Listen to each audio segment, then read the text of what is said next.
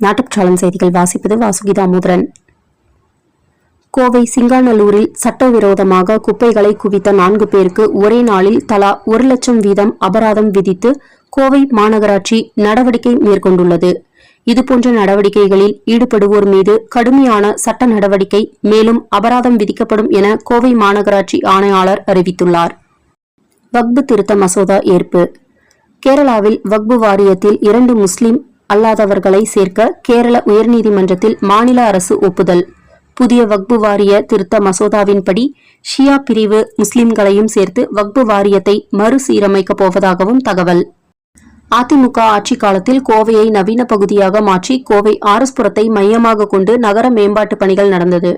கோவையின் முன்னேற்றத்திற்காக முனைந்து நின்றவர்கள் நிறைய பேர் படத்துடன் கூடிய விவரங்களையும் இரும்பாலான தூண்களில் டிபி ரோட்டில் பிளாட்ஃபார்ம் ஓரத்தில் மக்கள் பார்வைப்படும்படி இருபுறமும் வைக்கப்பட்டது. அவை பராமரிக்காமல் இருந்ததால் ஆர்எஸ்புரம் 3 கம்பம் அருகில் இரும்பாலான லிஜெண்ட்ஸ் என்ற விளம்பர தகவல் தூண் பரிதாபமாக சாய்ந்து கிடக்கிறது. அந்த வேளையில் அதன் அருகில் மக்கள் இருந்தால் அவர்கள் நிலைமை சிரமம்தான்.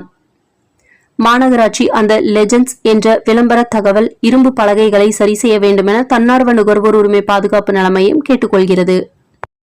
தமிழக முதல்வர் ஜோசப் விஜய் பொறுப்பேற்ற நாளிலிருந்து அமைச்சர்கள் நாற்காலியில் அமராமல் மக்கள் பணியை மாண்பாக செய்து வருகிறார்கள். அந்த வகையில் கோவை மாவட்ட பொறுப்பு அமைச்சராக இருக்கும் சம்பத் இரவு நேரங்களில் கோவை அரசு மருத்துவமனைக்கு நேரடியாக சென்று அங்கு மக்களுக்கு அளிக்கப்படும் சிகிச்சையை நிலையை நேரில் கண்டு வருகிறார்.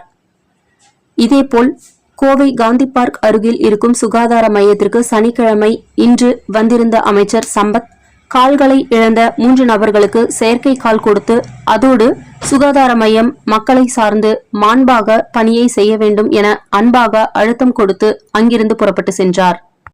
உலக சாதனை. நீட் விவகாரம் தொடர்பான பிரதமரின் இன்ஸ்டா ரீல்ஸ் வீடியோ 323 மில்லியன் பார்வையாளர்களை கடந்து உலக சாதனை. ஒரே இரவில் 10 லட்சம் ஃபாலோவர்ஸ்களை கூடுதலாக பெற்று கவனம் ஈர்ப்பு. இதற்கு முந்தைய சாதனை 300 மில்லியன் பார்வைகளாக இருந்தது குறிப்பிடத்தக்கது. மத்திய அமைச்சர் ராஜினாமா.